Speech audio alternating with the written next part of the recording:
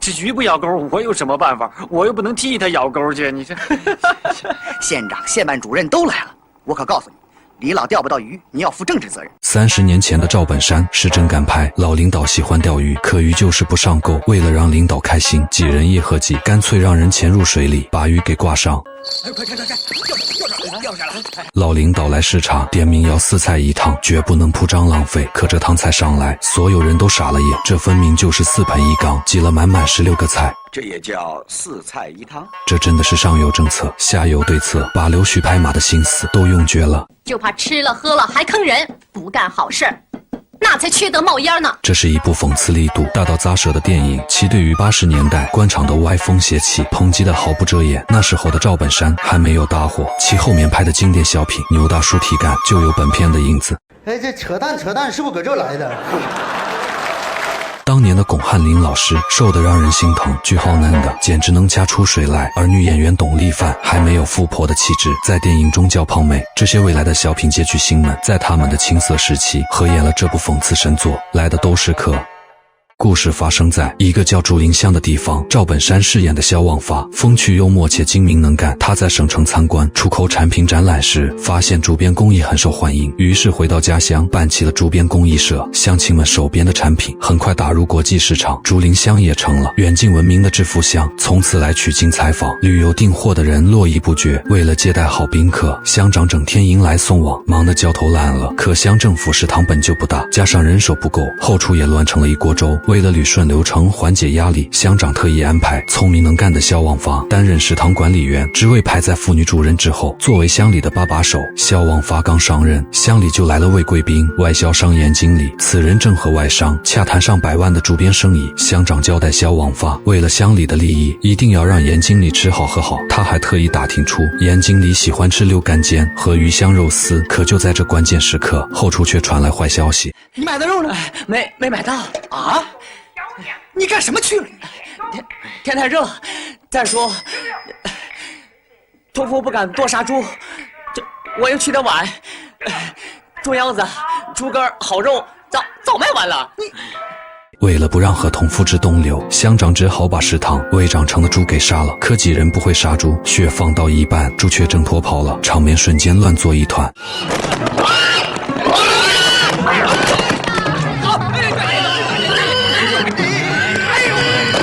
眼看到了饭点，这时候时间就是金钱，萧望发3两下直接取了猪肉猪肝，问题算是解决了。可严经理的秘书过来，直接泼了乡长一盆冷水。总经理是爱吃溜干尖儿，可溜干尖儿哪儿都吃得到嘛。溜干煎和鱼香肉丝在哪里都能吃到，可竹林乡有道宫廷名菜清蒸蜂蛹，如果能用此菜招待，严经理必然会高兴，那合同离成功也就不远了。上面动嘴，下面跑断腿，为取新鲜蜂蛹，萧望发和李会计来到蜜蜂养殖场，无奈蜂农不在，2个门外汉只好亲自动手。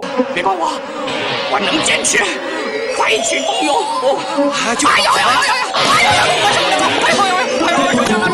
最终清蒸蜂蛹顺利上桌，严经理吃得开心，并承诺和外商的合同至少谈成50万美元。另一边的萧望发2人被折得一脸包，好在顺利完成了任务。李会计算了一笔账，光今天送礼加伙食费就用了1300，而收上来的伙食费却只有30块，连零头都不够。明天还有2个参观团，至少要准备4桌，县里又要求专人陪，继续这样吃下去，竹编工艺社那点家底非吃垮不可。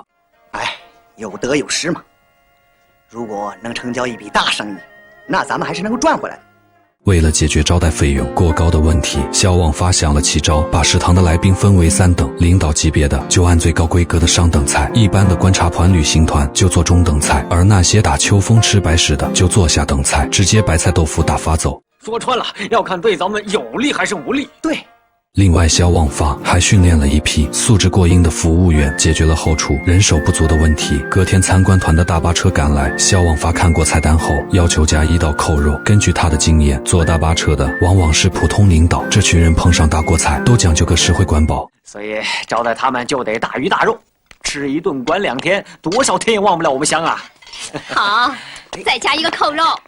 几天后，乡里来了一位贵客马司令，按照规矩应该按最高规格接待。可马司令特别嘱咐，拒绝乡里接待，而是要下乡吃派饭。所谓派饭，就是老乡吃什么他就吃什么。对此，萧望发早有对策，他让食堂把饭菜提前做好，马司令去哪家就把饭菜悄悄送过去。可不久后，饭菜却被原路退回。原来马司令对这些伎俩早有防备，如此一来，打了乡长和萧望发一个措手不及。他们的一番好意也只能放弃。刚安顿好马司令，乡电业局的局长又来了。虽然官职不大，但手握的权力很关键。竹林乡早就被通电的问题困扰许久，为了能解决通电问题，对这位局长也只能按高规格接待。局长一行人过来后，乡长领着参观了工艺社编制数月的八骏图，说送就送。临走时还人手一件工艺品。到了吃饭时间，局长见色起意，当众抓住服务员的手不放。姓什么？姓陈。陈？啊，是不是这个尔东陈呐？眼见小姑娘被老色批调戏，乡长赶紧扯开话题：“快给局长倒酒啊！”我来，陪局长喝一杯。来，坐下。看到这里，我有点心里发凉。电影当然是轻松愉快的，但影射出的现实却让人细思极恐。他要敢捏我呀，我就顺势倒他怀里压死他。由于天气太热，局长汗如雨下，乡长特意让服务员人工降温，随后抱怨不通电的烦恼，局长这才有感而发。看来这电的问题是得要尽快解决啊！送走了局长，又来了伟大领导李老。李老是竹林乡出去的最大干部，虽然现在退休了，但人脉通天。上面领导电话通知李老随行共8人，务必要用心招待。乡长打听到这位李老喜欢钓鱼，于是投其所好，让其钓好鱼钓大鱼。随后找到家有鱼塘的乡亲家，以平价化肥为条件，征用了老乡的鱼塘。隔天一早，在乡长的盛情邀请下，李老顺利来到鱼塘，可钓了半天，鱼儿怎么也不上钩，这可愁坏了。陪同的大小领导、乡长急得团团转，最后几人一合计，干脆派人下池来一个人工上钩。扶上，活动。快，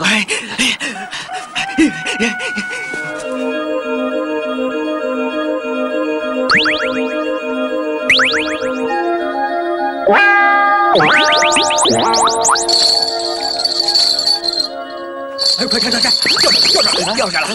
最终鱼儿成功上钩，李老乐得喜笑颜开，众人总算松了一口气。就是苦了福生，他因为长期憋气，差点把命搭上。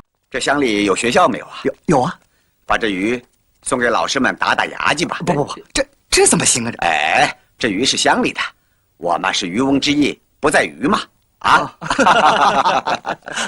到了吃饭时，李老提出4菜1汤即可，绝不能铺张浪费。听到4菜1汤，萧望发眼前一亮，真是这几年头一回听说领导主动提出吃4菜1汤的。老领导说归说，可下面人不敢这么干。乡长提醒萧望发，既要让老领导吃好吃高兴，还不能犯了他的规矩。听了乡长的话，萧望发轻声冷笑，才算领悟官场里绵里藏针的门道。乡食堂的人虽然做着看人下菜的事情，可这些宾客手中的权力或者利益，都是竹林乡发展的关键。怕的是这群人吃了喝了，还不为老百姓办实事，就怕吃了喝了还坑人，不干好事儿，那才缺德冒烟呢。好了，不说了。最后萧望发给李老准备了一个特别版4菜1汤，乍一看的确没违背李老的规矩，可实际却是整整16道美味佳肴。这也叫4菜1汤？一旁的大小官员连忙出言打圆场，李老也只好客随主便，但也意味深长地说道：“就算是4菜1汤吧。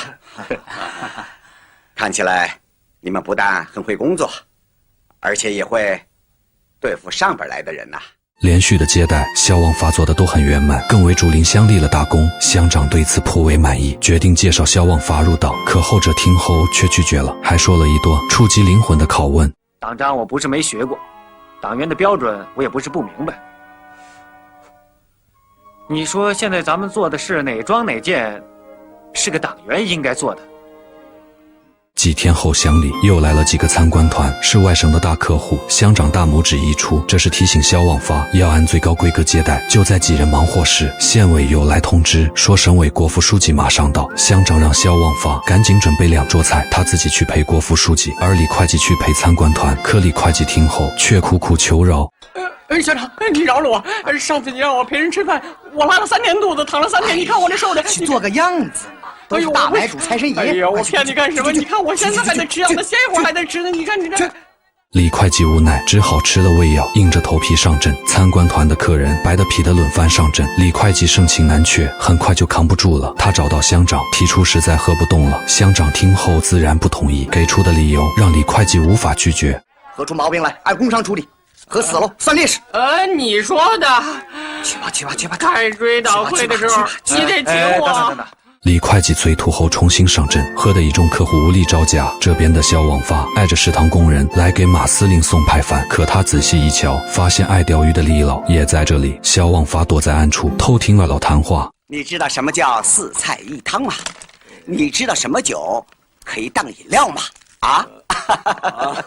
眼看到了下午，可省委的郭副书记还没有过来。乡食堂准备的食材耐不住高温，为了防止变质，只能先下锅炒熟。结果饭都做好了，郭副书记还没有到。为了等郭副书记，把县里的领导饿着也不行。肖望发提议把菜分出来一半，先给县领导吃，等副书记来了再单独开饭。乡长听后觉得有道理，也只好如此。到了下午3点，省农科院的专家也来了，他们刚从田里灭虫回来，还没有吃饭。肖望发看了看表，都快3点了。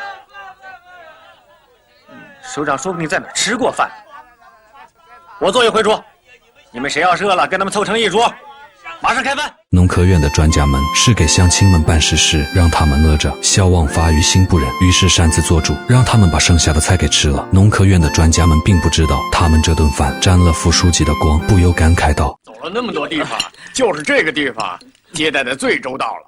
就在此时，门外的车声响起，是省委郭副书记到了。原来司机不熟悉路线，绕了一大圈才来到竹林乡。谢太爷，饿坏了，给我们弄点饭吃吧。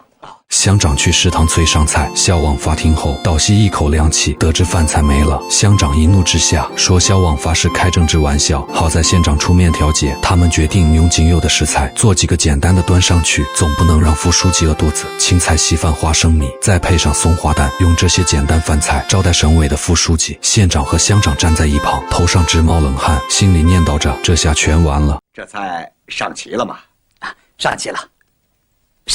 哦，好，行好，那就不客气了啊！哎，对，来吃吧，啊，吃。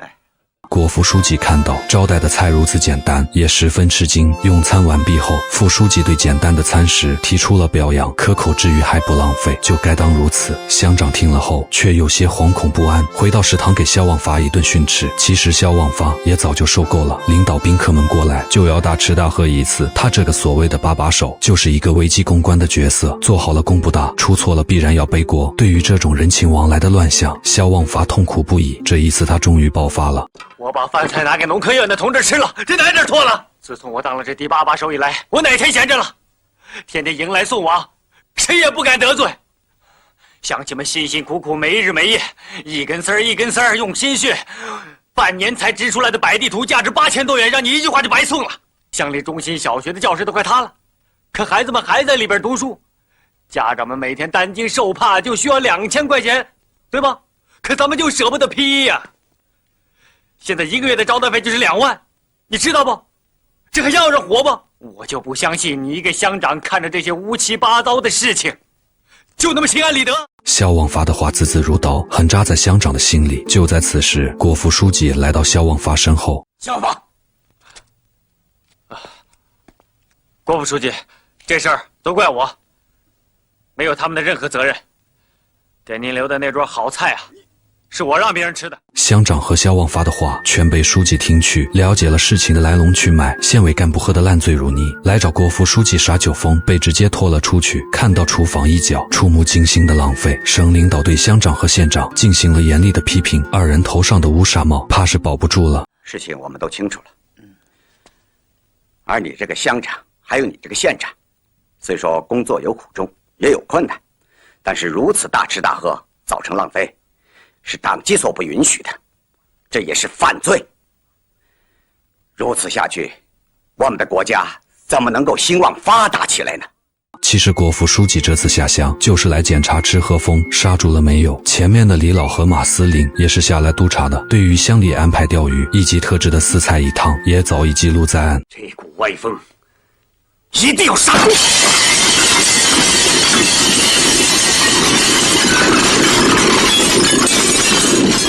众人吓得不敢出声，只有萧望发脸上露出了志得意满的笑容，以及对国府书记清廉的叹服。电影《来的都是客》上映于1990年，由马少辉、沈荣基执导。电影的场景布置以及服装设计虽略显粗糙，可整个故事的立意几乎超越了当下大多数电影。毕竟站在体制内，挖掘其存在的弊端是非常不容易的，而用轻松诙谐的调侃方式去表现出来，就更难上加难。影片大肆批判了当时的享乐主义和消费主义，以及酒色穿肠和纸醉金迷的官僚主义作风。初看这部电影时感觉很好笑，可如今再看却觉得心惊胆战。饭桌上每个人的脸上都好像戴了一张面具，就连稍微清醒的萧望发都不得不利用伪装来暂时保护自己。电影中的乡长萧玉田的确是很关心乡里的利益，但到了最后只有他自己清楚，究竟是关心家乡多一些，还是更在乎自己的仕途。当拥有权力的人处心积虑地满足自己的私欲，而没有权力的人处处阿谀奉承的讨好，这种看似各取所需和投其所好的现象背后，是权力过度滥用导致的人性扭曲，而最终受伤的只会是社会群体的利益。当权力成为过分崇拜的对象，当为民办好事必须通过歪风邪气才能实现时，你还能说这是文明社会应该有的样子吗？这8骏图就送给局长了。